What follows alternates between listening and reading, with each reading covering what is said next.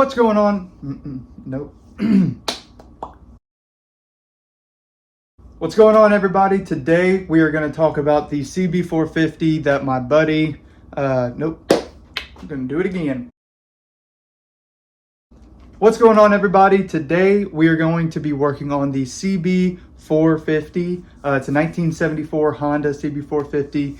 It's my buddy's, and we're trying to get it running again, and hopefully in the future make it into a little cafe racer type project. But today we're just going to go over the carburetor. We're only going to be taking apart one of them, and I'll explain why in a second.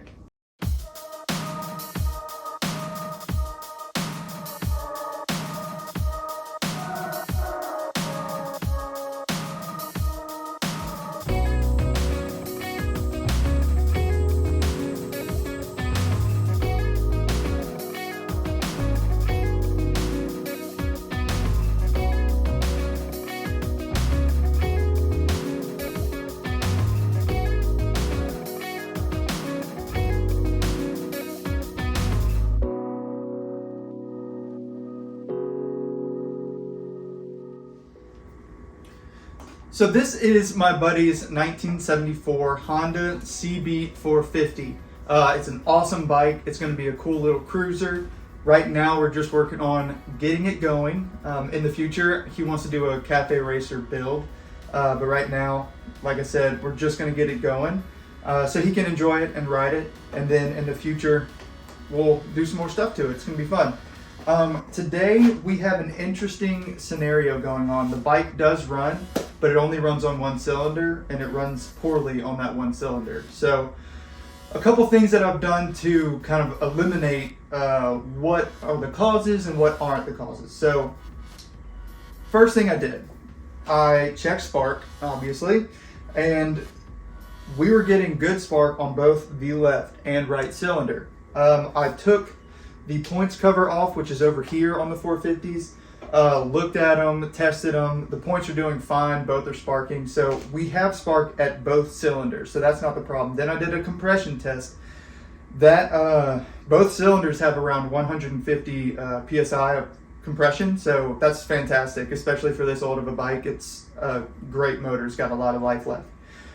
So obviously it's not spark and it's not compression. So it has to be a fueling or air problem. And what I ended up finding out, if you put your hand over this carburetor on the left side to this left cylinder and you turn it over a few times, this cylinder pulls a lot of compression, like a lot. You can feel it suction against your hand. In fact, watch, I'll turn it on and maybe you'll hear it, but when I turn it over, it's going to suction my hand to the carb. Nah, you won't hear that at all. But believe me when I say it did. And I have gas on it. Which means that there is gas being pulled from the bowl into the actual carb body and being put into the cylinder. However, on the right side, when I do the same thing, there's zero compression. Okay? Not compression, suction. There's nothing suctioning my hand to the carburetor. And that's a problem because these bikes rely on being able to draw in air into the cylinder. It's not fuel injection, so it has to have air being pumped into the motor. And when air is pumped through these carburetors, gas is pulled from the bowl and through the carburetor into here. There's a lot of small jets. There's a lot of really intricate parts to these carburetors. If you look at any other videos online about these bikes or any of these old Hondas, these carburetors are very intricate. However, they're not that hard once you take them apart. You just got to remember how to put them back together, but it really isn't all that bad. Just a lot of tiny pieces you got to keep track of. But if you keep track of them, it's fine. Anyway, so the reason I found out and know that it's the carburetor and not the valves is I took the carburetor off and I put my hand up to the actual cylinder head, turned it over, and it has tons of suction right here.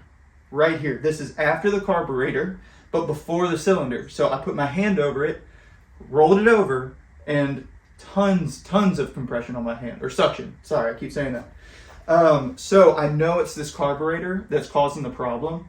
And what I did find out is on the inside, the slide that goes up and down, that's stuck. So I need to take this carburetor off, rebuild it. That's what we're going to do today.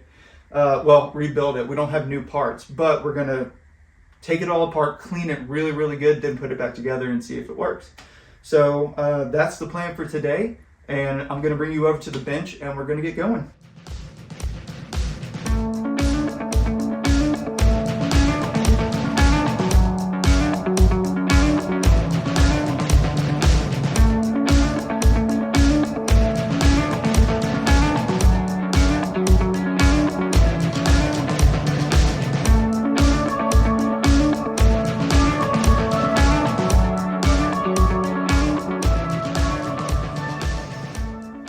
All right, so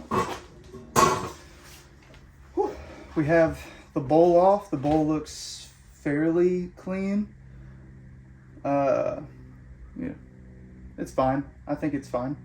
You know, there's some obvious signs of corrosion and years, but it's not really all that gummy, but that's because I have already taken these off and cleaned them, but clearly it wasn't good enough. But this is the bottom half of the carburetor. Let's see if you can see that. The needle and seat, or the needle moves up and down, float moves up and down. This does float, the float floats, so that's good. It's brass, so sometimes they get these little pinholes in them, but this one works right. And it seats just fine, it holds gasoline, we're good. Because nothing on the bottom end is the problem, we are going to put this back on. The only reason I took it off was to drain the gas. Clip back on there. Good. Again, it's not the cleanest in there. I need to actually run it through the zip zapper. And the zip zapper is just a parts cleaner. What is it called? Supersonic. It's not a supersonic wash. But anyway, we're going to take this top half off. Okay, here we go. Okay. By the way, when you're working on carburetors, it's good to have one of these, like, this is just the top to like a Tupperware bin. It's good to have one of these because it contains all the little parts. It really sucks when you take these apart and those small parts just fall all over the ground and you never see them again. And rebuild kits for these aren't hard to come by, but it just sucks because then you can't like do it immediately, so whatever. Hey, LaCroix.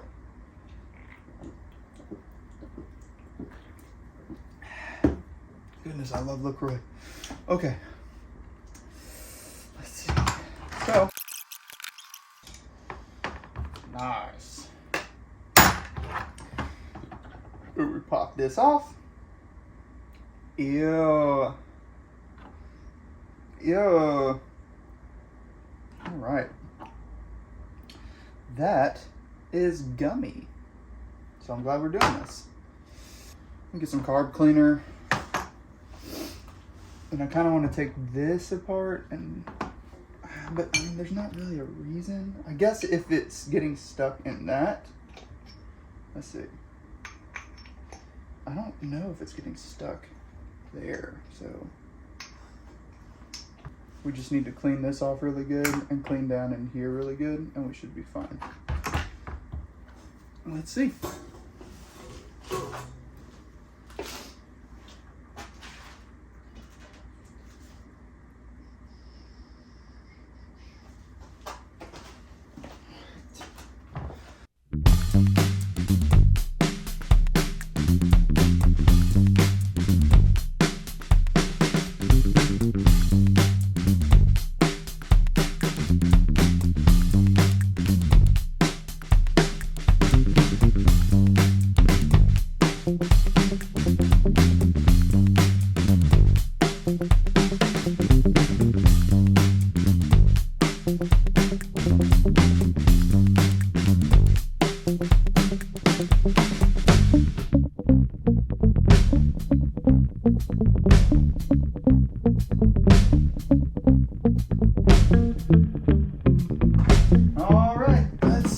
what we did actually did anything to help, which I'm sure it did.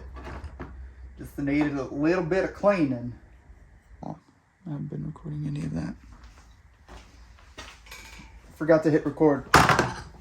But this is moving. This is moving very freely now. So we are going to put the car back together, and we are going to put it back on the bike and test it to see if we are getting any suction, and I hope we do. If we don't, we may need to get a total rebuild kit. And I mean, this car needs to be rebuilt anyway, but that's not the right way. Whoop, whoop, whoop. That's the right way. There we go. Let's go put this back on the bike and see if we have suction.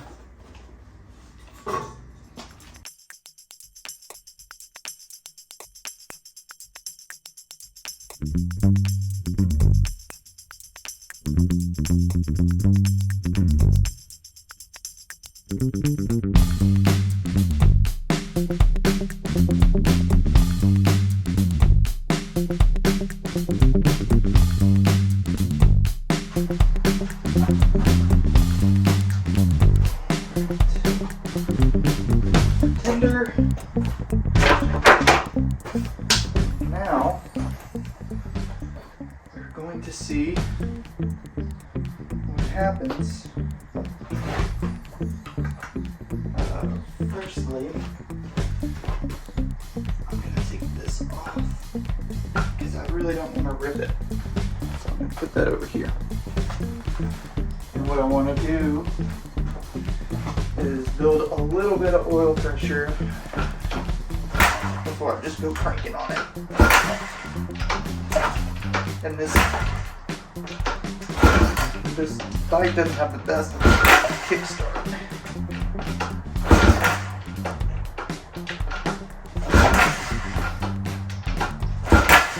You only get half the kickstart range for some reason. I'm not a expert on these transmissions, so. Alright, got some oil probably moving around there. Turn it over a little bit. Like that. Get some oil moving. Turn the gas on. Flowing in there. Hopefully the needle seat.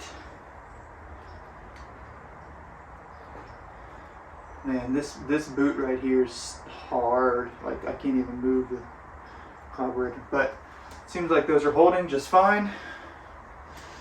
Let's go ahead and see if this thing will fire up.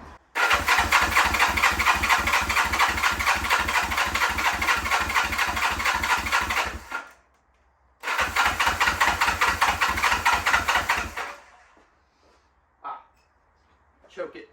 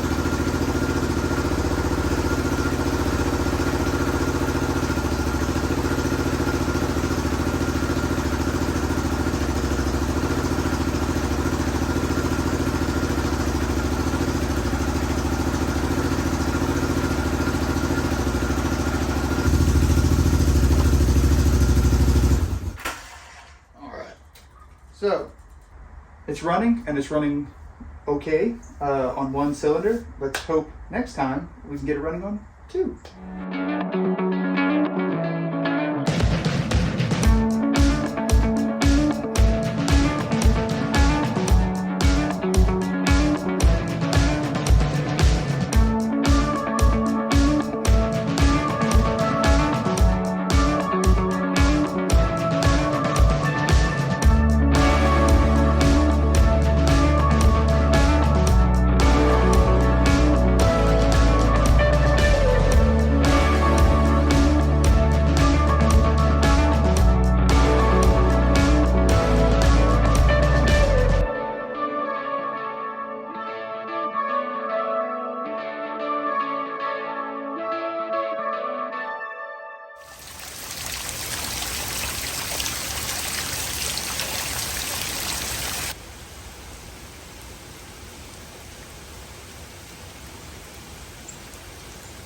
Hey guys, you're gonna have to excuse me. It's a little rainy today.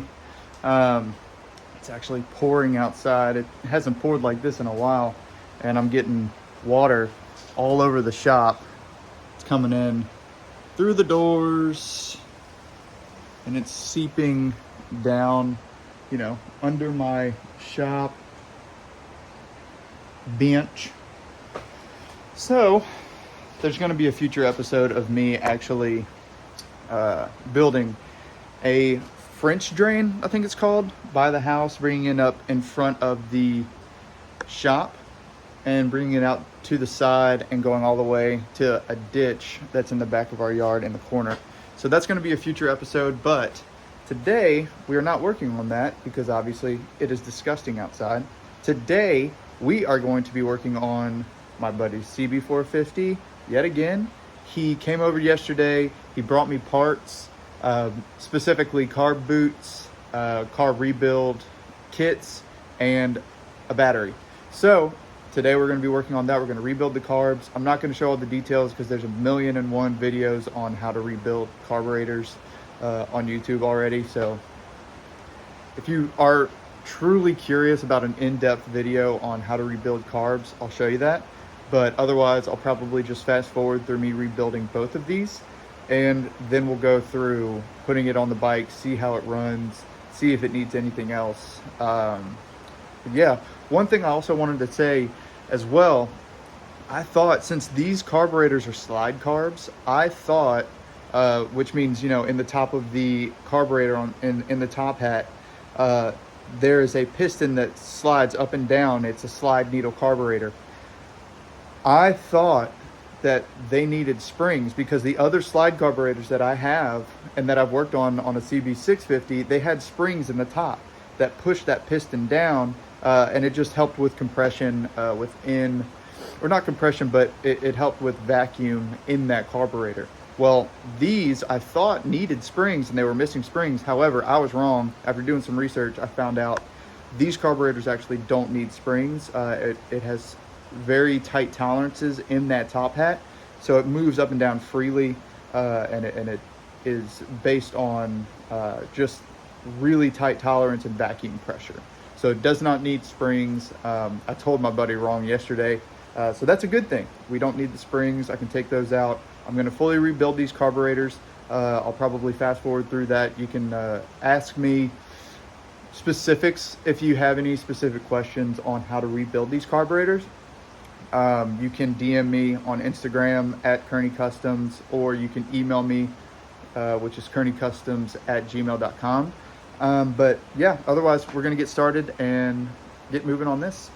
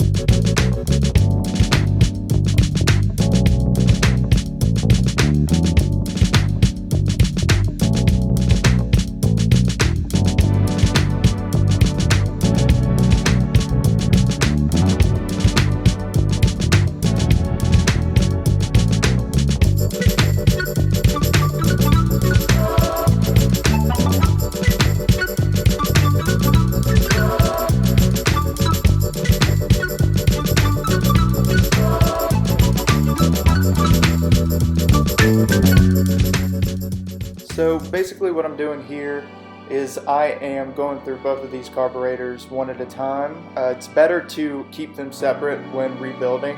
You don't want to mix and match parts, and there's a lot of tiny parts in these carburetors, so make sure you keep them separate. But basically what I'm doing now, rebuilding these, and I'm going to put them back on the bike in just a bit. But just for some context review, this is late on a Sunday, and I just needed to get these carburetors put back together to see if this was the problem or if me and my buddy need to order other parts to fix other things on the bike. But yeah, soon enough we're going to see these on the bike and then see if this is the problem or not.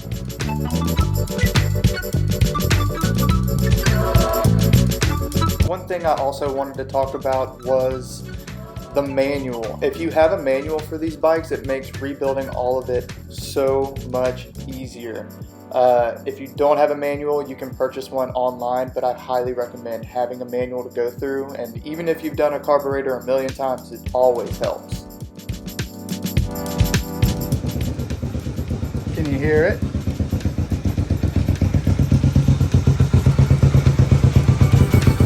Yeah, buddy!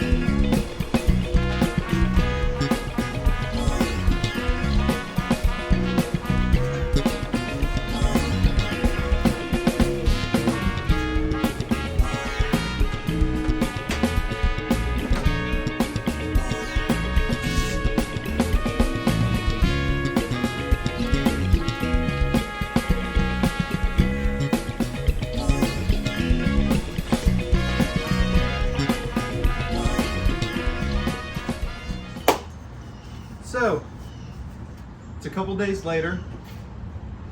I just had to get the bike, had to get the carbs rebuilt so we could figure out if that was the problem or it was something else, so we could go ahead and get other parts ordered. But as you saw from the video, it's running great. All it needed was a good carb rebuild. Everything else is perfect. I haven't started it up in a couple of days. I just hooked the gas up to it. This is a temporary gas tank, if you're curious or wondering what that is. We're gonna do a cold start. I promise you it's not hot. Let's see. I don't know why I got tense, but look, super cold. I'd burn the crap out of my hands right now if this was hot. So, let's go ahead. Oh no!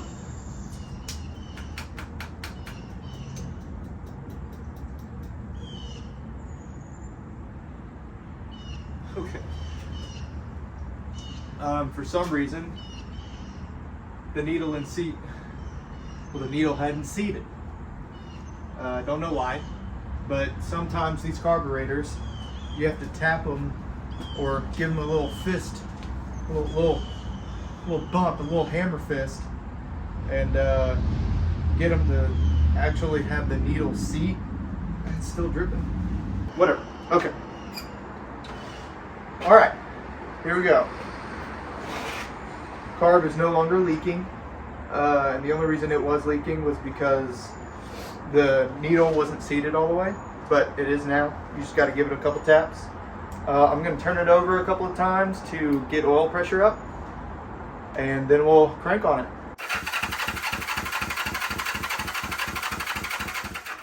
That should be enough. Let's, choke is on. Let's see. Swear to goodness. That's cold. Okay. Let's open up the choke a little bit.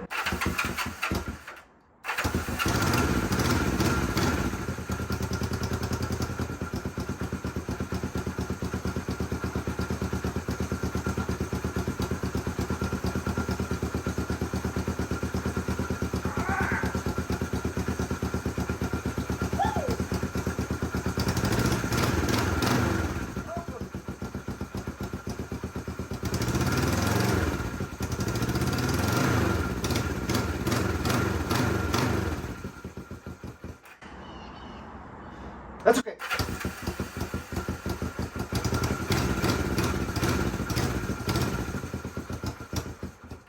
Oh, turn the choke on.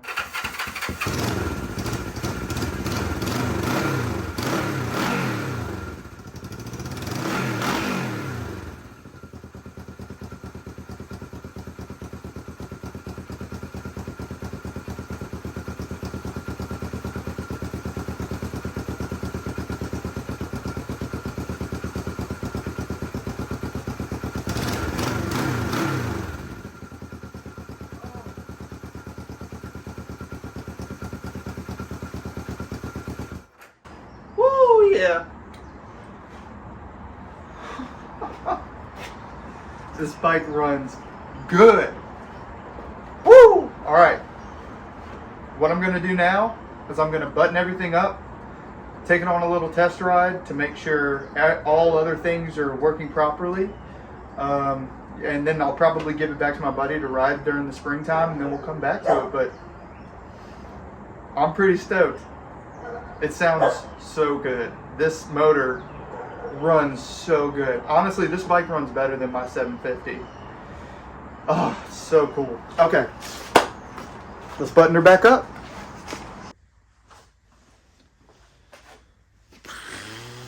Yep.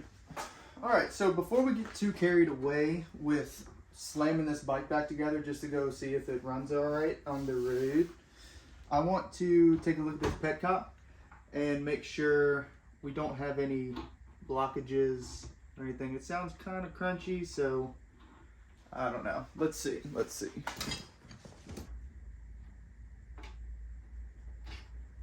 Oh God. Oh, I think that's like plugged so bad. Can you see this? Nope. Believe me when I say this thing is grody. I wonder if anything will come out. Let's see.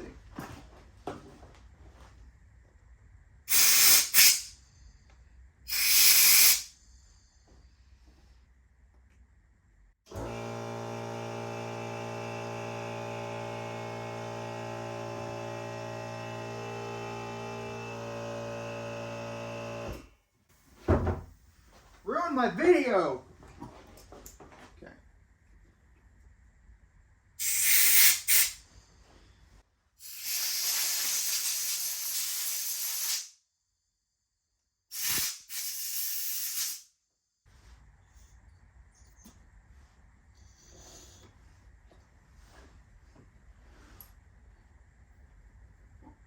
Yeah, I can't get anything through there. Glad we're doing this.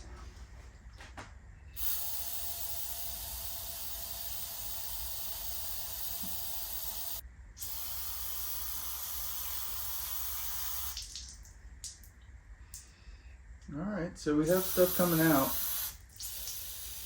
which means fuel will flow. Let's just spray it out real quick.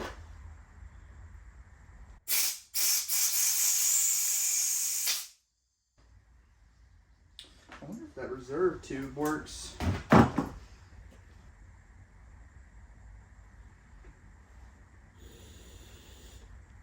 Good.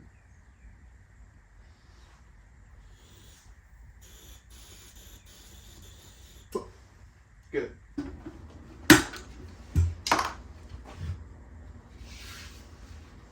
Why is my first thought to just blow right into it? Like that's gonna do anything.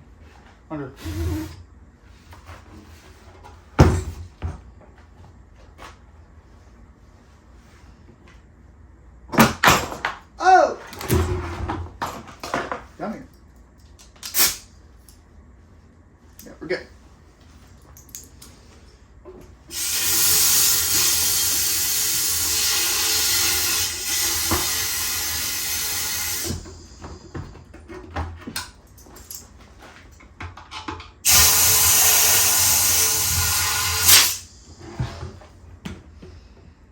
I mean, it's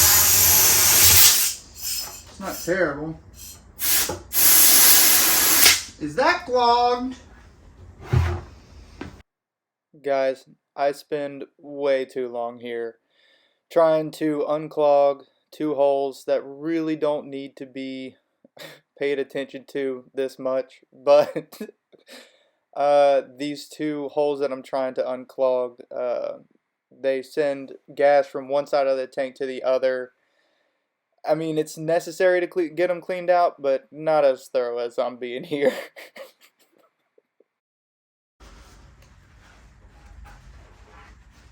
I'm such a dummy. This is just to...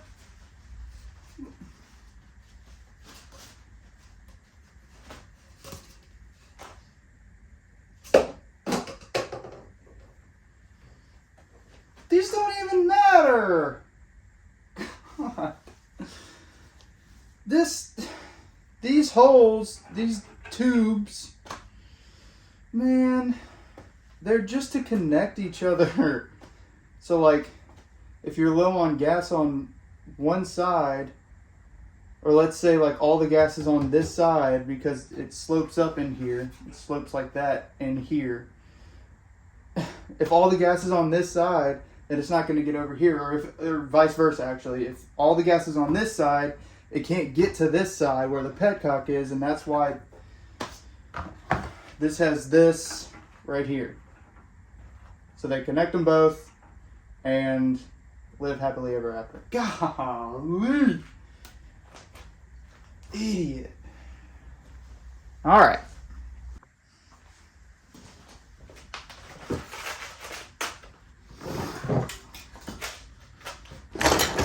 Dipping into my private stash. So like I said, I'm still glad I did this. Did I say that? Well, I am now. I'm glad I did that because my buddy, who plans on driving this, could have all the gas go to this side and not be able to get to this side because of the blockage. So, I am glad that I did that. So it wasn't a complete waste of time, but the amount of time I spent on it was unnecessary. Let's say that. Okay. That is taken care of. Now we just have to take care of this. So what I use usually with petcocks and anything involving gasoline, I use this yellow stuff. Yellow gas line, PTFE thread seal tape. Basically just read on the seal tapes and it'll tell you if it's good for gasoline or not. This says for use on threaded joints of metal pipe, in assemblies, handling gasoline, petroleum, oils, etc. So we're good there. It does say do a minimum wrap of 4 wraps, so we're going to do that. Some people will say this isn't the proper tape to use, like you have to use specific gasoline tape. I've never had a problem. I've never had it. The biggest problem, if you don't know, is it can deteriorate and clog up the petcock or get into your carburetor and clog it up. Personally, I've never experienced it, but I'm sure it has happened to people. Otherwise, they wouldn't complain about it, but to each their own. You do you.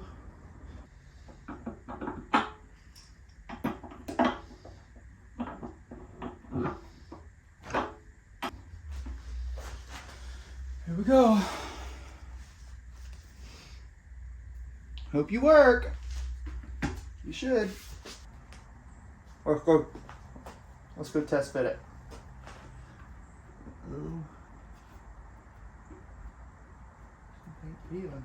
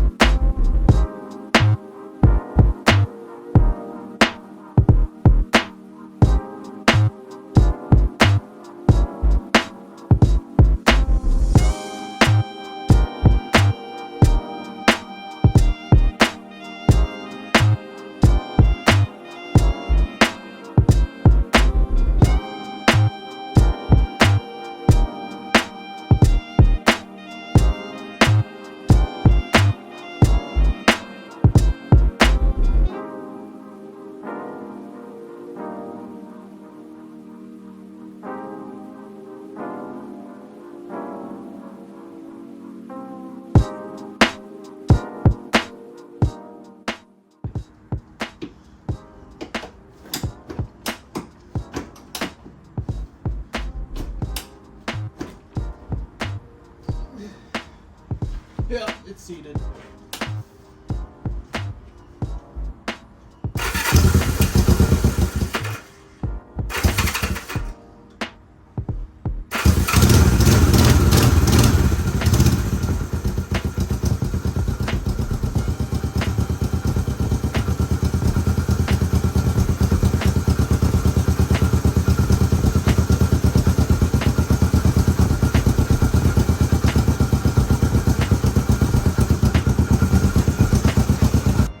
Know what I just realized? This bike doesn't have a license plate.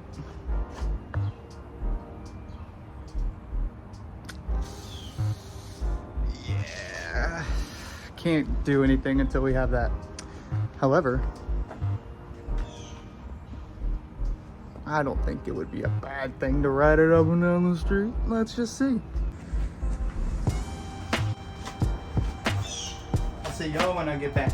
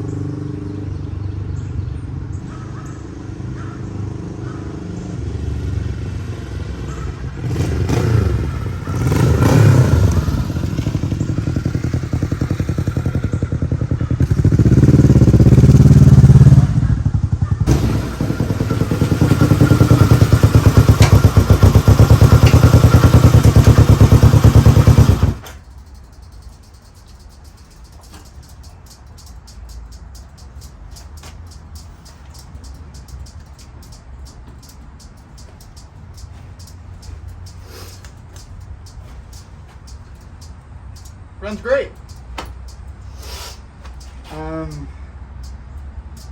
Only thing I would say is it smokes a little bit, and the clutch needs to be adjusted for sure.